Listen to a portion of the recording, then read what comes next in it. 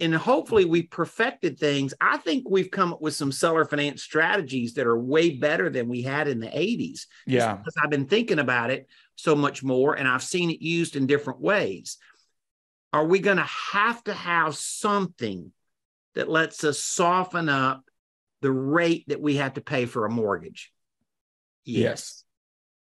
Welcome to the Cash Flow Chronicles. I'm your host, Johnny Catani, and the founder of Catani Capital Group. For the last 2 years, I've been studying alternative assets and now help solve the problem of creating passive cash flow for creators, influencers, and busy professionals by bringing you 5 episodes a week of easy to understand education in the world of passive investing. What's up, guys? And welcome to another episode of the Investor Relations Real Estate Podcast. I'm your host, Johnny Catani, and I am joined today by Eddie Speed. Eddie grew up around horses, but in 1980 learned there's more to wealth to be built with a pencil than a rope. That's when his father-in-law, a pioneer of seller finance notes, taught him the ropes of the note business. Eddie has been perfecting his craft ever since, introducing creative innovations that change the way note investing is done. He's closed over 50,000 note deals. Eddie, welcome to the show. How are you? Doing very well. Very excited for today's conversation. We are actually not going to talk too much about notes. We've got I'm not even 100% sure what we're getting into. He's leaving me on the edge of my seat as well. So very excited for today's conversation. But we kind of alluded here in the intro. You've been doing this for a little bit now. Kind of give us a little backstory how you got into all this. Well, I got into the note business in a super high interest rate environment, right? Seller financing, become increasingly more used. I mean, 5 times, 6 times, 10 times the normal amount, right? Interest rates when I entered in the market was about 20%. And so people were forced to carry seller financing. May see that again. And so I started in the business buying notes. People created seller finance notes and I bought the notes. And then by the later part of the 80s, when I had a little more experience, remember I was 20 years old in 1980 when I started. So I was just a kid. Wow. I didn't know. Here's what I know. I used to call on home builders and realtors when I was 20 years old, and I mean, and laugh and tell the joke, but it's kind of true. It's the first job I'd ever had where I had to take my spurs off, right? Here's the thing about it. I'm going in and I'm a kid. I don't know anything, but I have been taught some drill down of a specific strategy, which was seller financing, right? I'm going in and calling on people that have been in the business for 10 years, 30 years, 40 years. And they're stressed out. And I'm thinking this is the biggest bonanza I've ever seen. And I'm going to look forward from where we are now to the next 6 months and the next 12 months. You think that's going to happen again? Absolutely. Sounds eerily similar. And so understand your audience, the guys here that we're talking to today, they're going to have a chance to really seize the opportunity because what do they say? Never waste a crisis. The hot thing in real estate that we've seen, the only thing constant is change. Our challenge is to how we do it.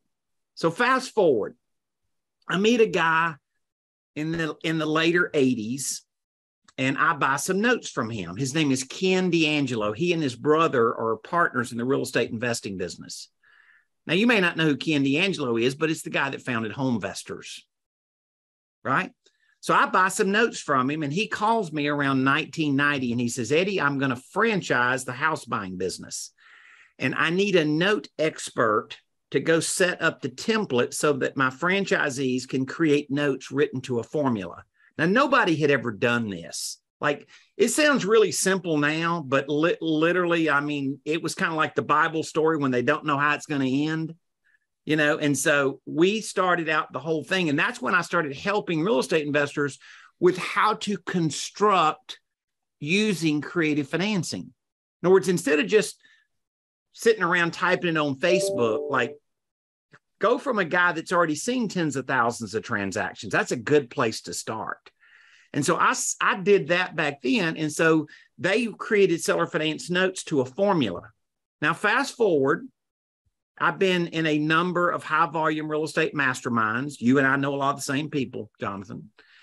And I started then coaching real estate investors of not only how to sell with seller financing, but to buy with seller financing, right? Oh, in other words, once you've seen so many transactions, I just have to have a decent memory and connect together this great idea and this great idea and this great idea, right? And that's kind of what led me to where we are today. In other words, it wasn't like I woke up from a dream one night. I woke up for 40 years doing this. And it's morphed into, as I told you, I think the top negotiation trainers in the business are looking for us right now to really help them with this especially. And I'm grateful they are, because I really think we can help them. Absolutely. Yeah. This is for my generation, brand new, right? Haven't seen anything like this. I don't believe interest rates, at least in our formidable lifetime where we have real memory and understand economics, we have not seen interest rates as high. So a couple questions before we dial in. Obviously, you mentioned off camera, the Fed has no choice but to do whatever they can to slow or to bring home prices down. Sounds like another rate hike coming in 2 weeks, going to be another basically 0.75%. And then after that, potentially dropping it down to, just 50 basis points at a time. So I guess essentially, first question, kind of give us what you see that how they did it back then, and how they're going to do it moving forward. Well, inflation is the biggest tactical way to approach inflation is to get rates above inflation rates, right? And the Fed chairman has made that really clear. He said, we have the resources, we have the power, we have the authority, right?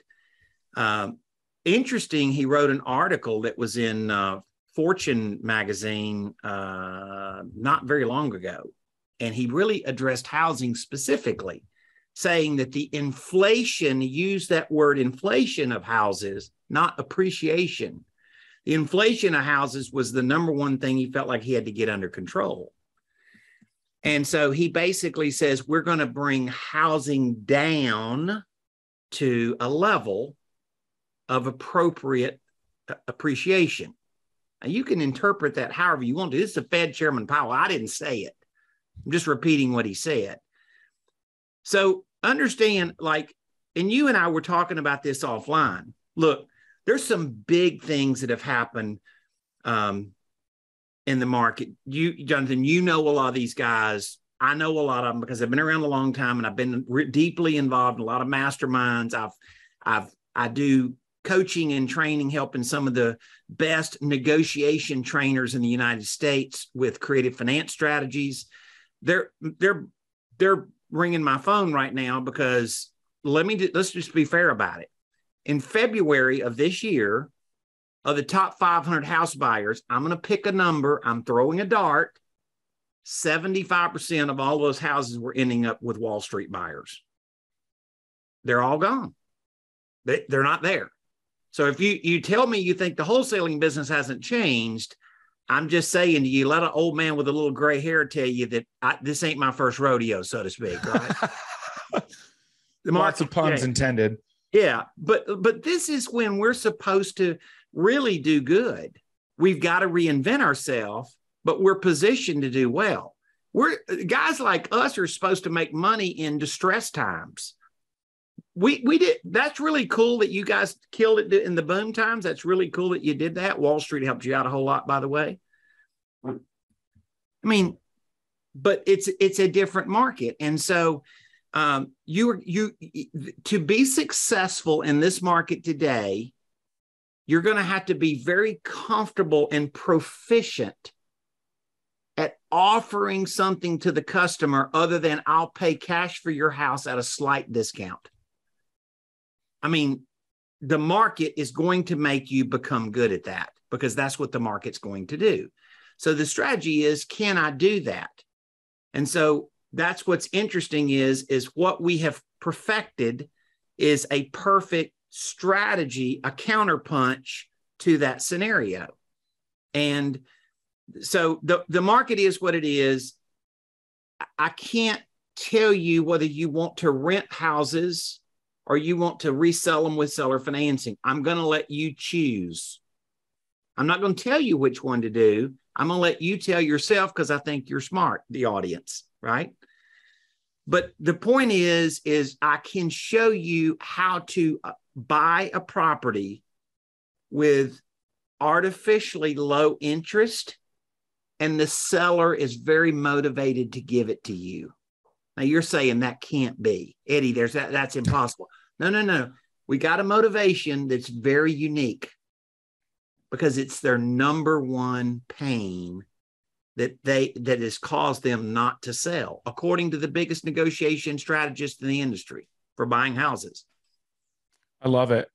I'm on the edge of my seat. I have been since you brought it up offline. So let's jump into it. Go ahead and spill what that number one motivator is and this strategy. All right. Well, let me ask you a question before I give you the punchline. Okay.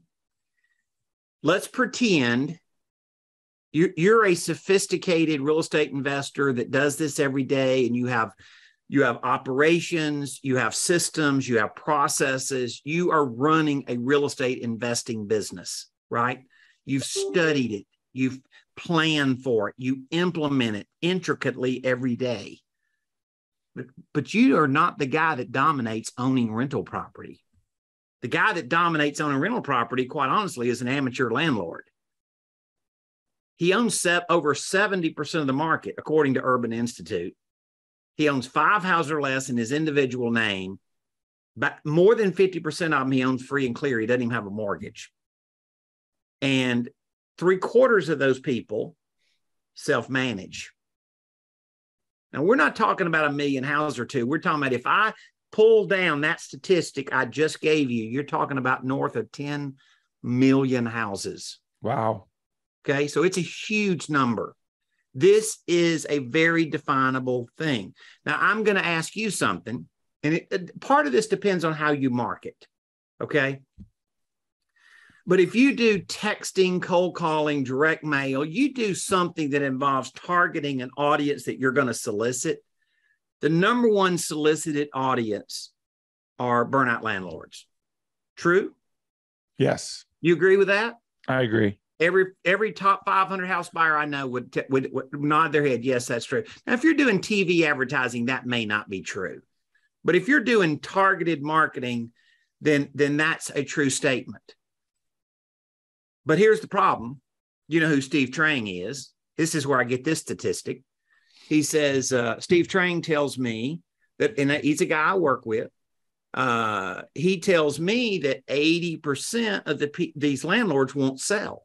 20% of them will sell, 80%. So how would you like to go have a target to chase the big end of the market that isn't selling with a message they've never heard? Yeah, I mean, that's the most ideal scenario you can think of. Okay. Well, then here's the deal. Why won't they sell? I do know the answer, but I want the audience to just hang on for 1 second. All right, now tell us. They won't sell because their biggest pain is taxes. Have you had this happen to you? Guy says, I'm worried about my taxes. Right? I've been worried about my taxes as well. So, all right. So look, what if you could say to him with integrity, and you're going to do a big disclaimer to them, like I'm going to do a big disclaimer to you. I'm not an accountant. I'm not an attorney. I don't play either one on TV. Okay. You got what I'm saying? Yep. But I can tell you this, I am creative, and I can give you creative questions to go get the right advice from people that have the license to answer you. Okay. Because I have found out they don't come up with the creative questions. I do. Right? Yeah, they're typically not the most creative people if you've been around CPAs and lawyers. Super grateful for them, but typically not the most. Yeah, creative. trust me, I love those cats, Right? But I don't plan for them to come up with innovative, creative strategies. I take their technical knowledge and translate their technical knowledge into creative ideas. It's a symbiotic relationship. It totally. And I learned both of these strategies from CPAs. But I never had a CPA tell me I could do this. So I don't know what you get up and do all day, every day, other than real estate, but whatever it is, it's funny how you can do something a long time and you find out that one more thing. And then you do it for a not longer period of time and you've learned that one more thing, right? This solution that I'm going to give your audience, and I'm slowing it down on purpose, audience, this probably has been in my head for 20 years before it came out. Wow. And I love teaching real estate investors creative terms. I have a passion for it. I really like doing it. I wake up with ideas that I've been baking on and kind of get that one more little thing that you can do with it. But this one was the best idea I've ever come up with. Right? Wow. So the first one I've known about forever. I don't even know when installment sales started, but maybe in the 80s or whatever, forever. What it basically said was, if you sell or finance a property, if this represents capital gains, all due the year you sell it, lay it down, and you can stretch that gain, that capital gain, whenever you collect the money. Installment sales. Right? So I didn't collect all my capital gains the year I sold it. I collected it over time and I'm paying it out over time. So that's the first strategy, is how do you move your capital gains liability, the biggest amount of money, and lay it out and stretch it over many years. They have to do it with carrying the seller of the property has to carry financing for the buyer. I didn't say you have to do it. The IRS says you have to do it. Doesn't that lighten up my sales pitch? Absolutely. Okay. The next thing is that how much money can you collect in capital gains every year before it triggers a tax consequence? Now, we talked about this offline. I know the answer, but I actually did not know this was true. So go ahead and tell us how much. So you can collect $40,400 a year if you're a single filer. Call that double that if you're a joint filer, before you ever start getting into the capital gains tax. So if I laid that capital gain tax down and kept it below $40,000 in capital gains in one given year, let me ask you a question. Am I sidestepping having to pay capital gains tax? Nope. I mean, yes, but legally, of course, it's a loophole. It's an incentive, right? It's a loophole. I mean, look, I'm not breaking the law. I'm just understanding what the law says. Correct. Isn't that what they say rich people do? Absolutely. Got to play the game. So understand, I'd never had anybody tell me this, and I'd really spent a lot of time helping real estate investors structure deals. And one thing led to another. And so usually it would be like a student would come back to us, we're negotiating, whatever. And the guy asked me about my tax consequences. And I'm like, well, it's kind of interesting because oh, wait a minute.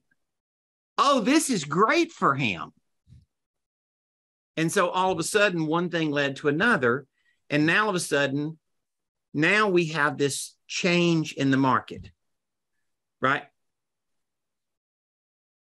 Small-time landlords, as a percentage, somebody in the audience may be a small-time landlord and just love it. It's great. It wakes them up in the morning. They just love doing it. Most small-time landlords don't find themselves as good property managers. So what we like to say is the real estate appreciation has been really good to you. The management of the real estate and the tenant have not been so good to you, right? So what if you could relieve him of that and then him carry payments for you, which means you're paying him out over time. Now, all of a sudden, what are you going to do with the property? It's your choice. You could then get him to carry terms that are more favorable than the bank will carry today, right? Meaning that you can get a lower rate than what market rate is, advantage. Then you could rent your way out of it. You could lease option it. You could sell or finance it. You could sell on a wrap note. In other words, it doesn't matter. Like, you can pick what you like the most. The key to it is you developed an acquisition strategy that didn't require cash and didn't require you to pay market rates. Wow, that's fascinating. And obviously, I mean, I shouldn't say an easy sell, but a very solid pitch, because, you know, obviously if you go to a bank, the seller doesn't get that interest. So you can negotiate obviously lower term, which benefits you, and then that interest goes to them at whatever term. So we obviously have the two things together. Now, how do we apply them together and you know, present a hypothetical transaction? Well, I think the thing, first of all, is awareness, right? Now, let me give you an analogy. Somebody's listening to this today and they're thinking in my head, I'm not totally clear about these tax laws, and that's a little intimidating, and I can't do that. If I told you you could go make $1 million doing something, would you stop and spend a little bit of time to learn the strategy so you could go do that one thing? Absolutely. This isn't brain surgery. If you're just getting the idea, now you've become aware of it. I'm not saying that we can't help you with more clarity, help you with more direction. What I'm saying to you is, in whatever 5 minutes, 8 minutes, you describe a strategy that totally changes how you could approach property sellers. Here's what I believe your pitch is. You potentially could sell your property and either defer or completely eliminate tax on the gain of your sale with some unique strategies that I might point out to you. Are you interested? Wow. Yes. Which landlord would say, oh, hell no, I'm not. I want to pay income tax. I'm ready. I'm signed up to pay as much as I can, right? Of course, people want to. That's what these top negotiation trainers say. That's the number one reason that this 80% won't sell. Now, there's never an absolute. You're not going to solve everybody's problem. And once again, we all know how things work. Somebody says, well, I can see this objection and that objection. And so what I would say to you is, that's why we've learned that it's essentially kind of a learning cycle. Okay, if a customer says this, what would you say to them? How do you overcome that objection? What if a customer thinks of this and I haven't thought of that before? So we try to take common things that we've learned and seen and then position it to where, like, okay, I can see that. So what you do buying wholesale, isn't it? Yep. You know, anybody ever have any objections when you go to sit at the kitchen table about a wholesale house? Absolutely. So we have to expect the objections. The thing is, what I like to do is think that, you know, we can learn what are not normal and common objections and quick ways to overcome those and ways to position those to get them to get what they want. Listen, I don't know. This is an arbitrary number. You or I or anybody else is experienced in the business. Nobody actually has a perfect percentage. But I'm going to make a statement that of this small-time landlord that self-manages, call it 50% of them really would like to get out of the rental business. You think that's a true statement? Yes. I think that's pretty fair for sure, especially as we head into this current. Yeah, we don't know that they can always raise their rent, but we know that their expenses can go up, right? Absolutely.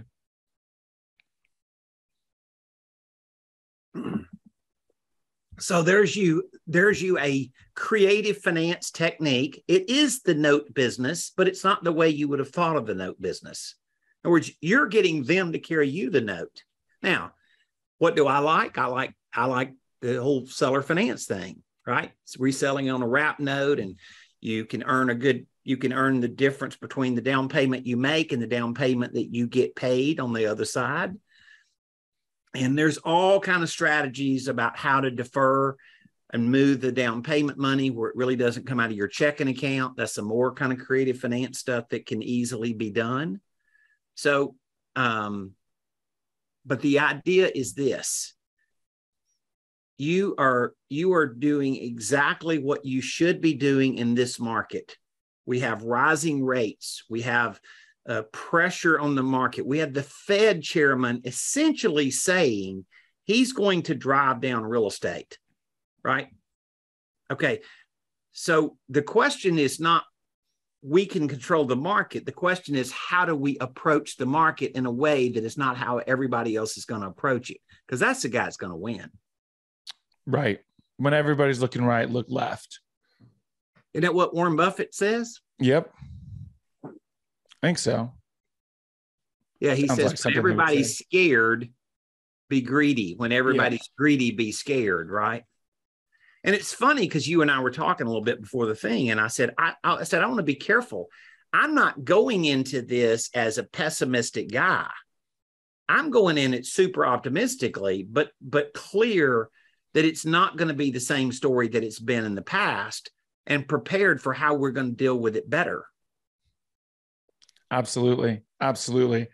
And it will be a good test for those of us who have never had to get creative, right? Those of us who have really enjoyed this bull run that we've had. And, you know, it's been a little bit easier, right, than past, and it's going to get more challenging and require you to get creative and find these different options. And the thing is, guys, is this doesn't just apply to, you know, single family residential. You can use this on multifamily. You can use this on self-storage. You can use this on pretty much any asset.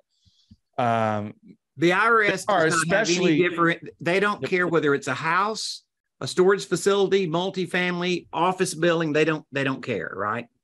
Yep. So give us, I guess, this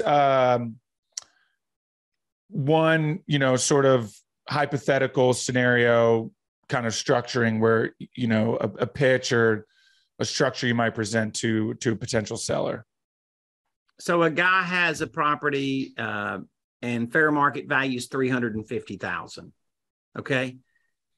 And because he bought it 7 years ago, his cost basis in it is $200,000, right?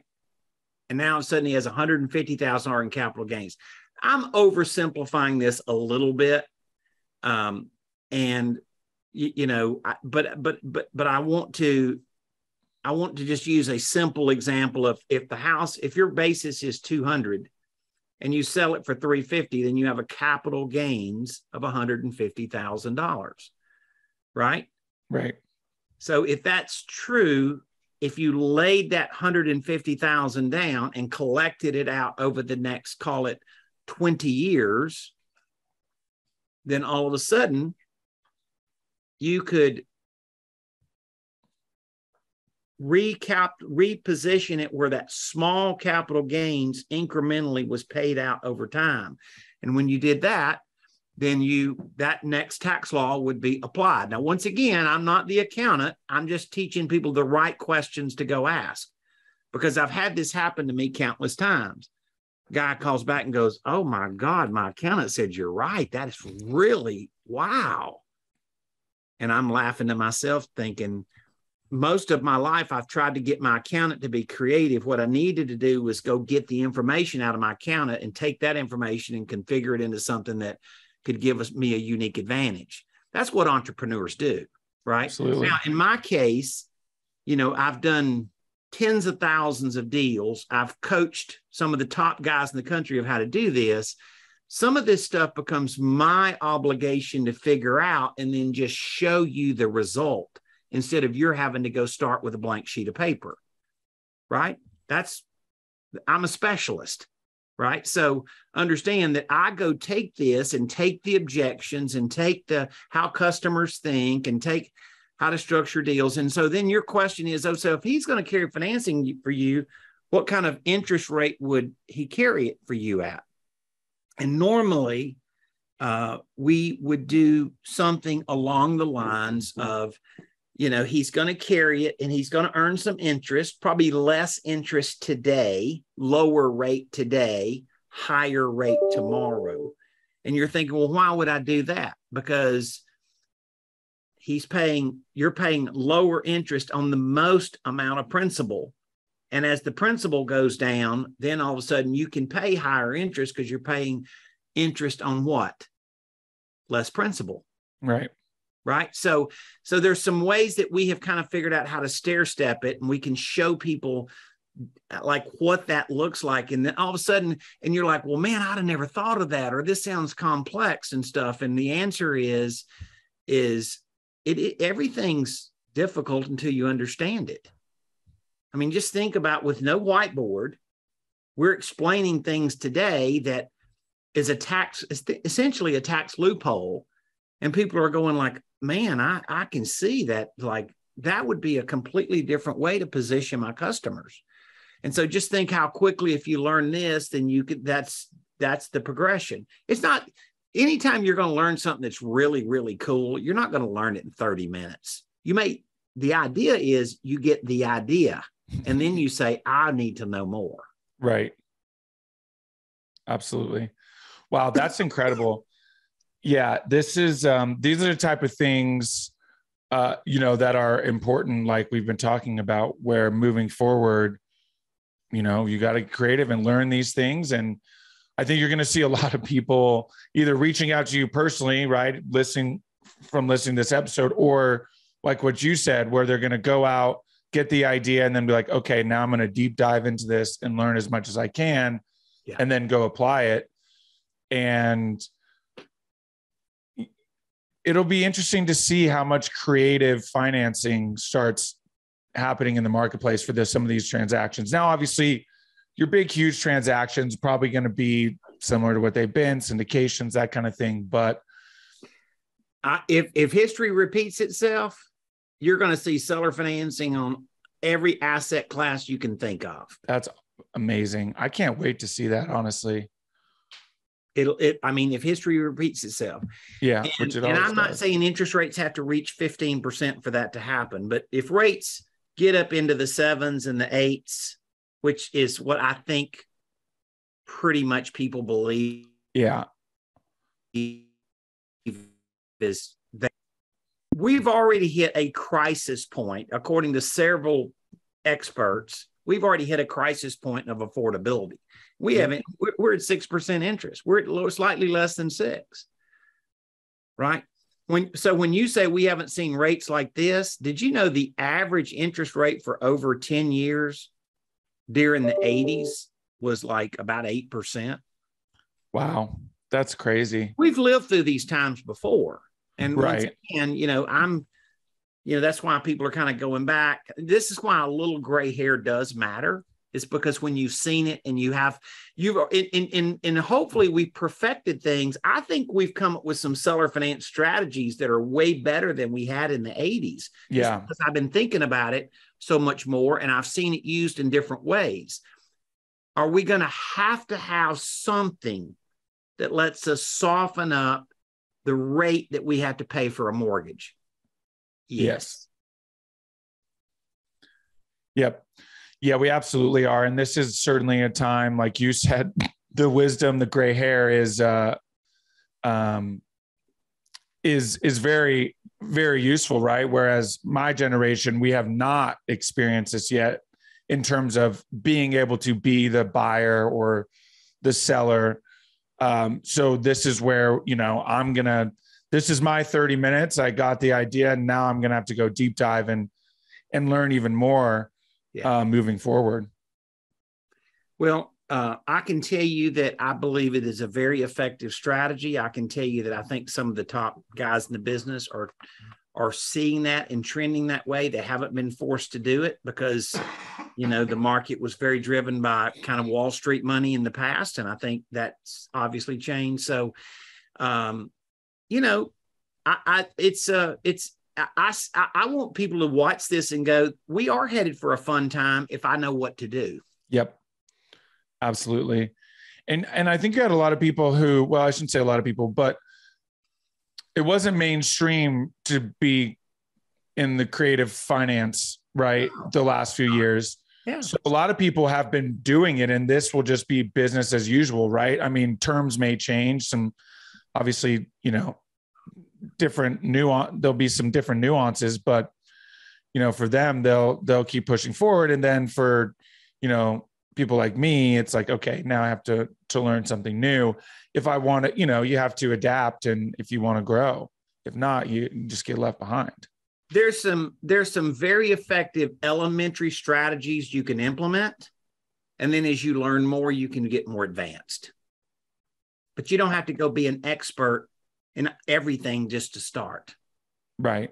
Were you an expert in wholesaling houses when you started? No. Okay. But you still did it. Right.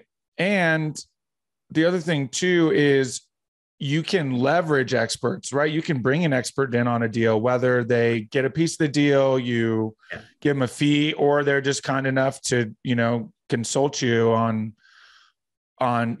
maybe, hey, this is how I would do it if I was doing this deal. Right. So don't be afraid to ask for help. I've always been a huge proponent of that.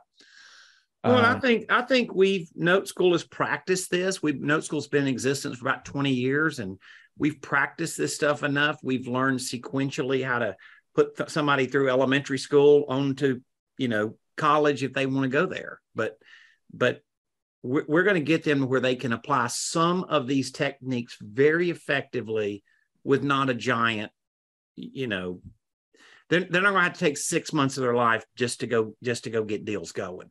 I have a student that was a wholesaler. He was kind of a 30, 40 house a year guy. And he coached with us within, I think he said he'd been with us 6 weeks when I interviewed him, and he had 4 deals done. And he's thinking I can do 1 or 2 a month. Wow. Now, this is a guy that had 0 prior to that day. So I look at it and think that's a pretty big change in 6 weeks. Absolutely. I mean, it's all about taking action, right? Once you learn something, then you got to go out and take action.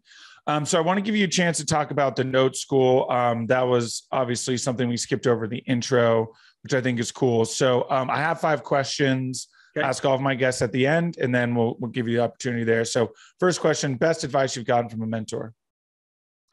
If your net worth is not growing as fast as your increase in salary, you're going in the wrong direction. Interesting. I 100% agree. That's a fascinating perspective, though. I love that. What is about your career that makes you feel like you're fulfilling your why? Because I know I have passion. Yeah, you can just tell. It's contagious. I love it. Favorite non-real estate or investment related book? Never Split the Difference. Nice. Good one. If you could have any superpower, what would it be?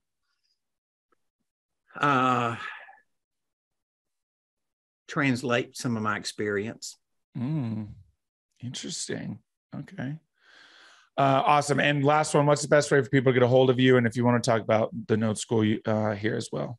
So what I wanted to do is give your audience a chance to learn more. And that is they're going to go to noteschool.com/get started. And that's going to give them a little book that talks about notes. It's going to give them a workshop. They're going to be able to go register for a little workshop, and it's going to give them kind of some steps. And so if you like what you heard, we're going to leave you with something that you can move forward with and say, I want to learn more about what the specifics are. Take me to elementary school a little bit, Eddie.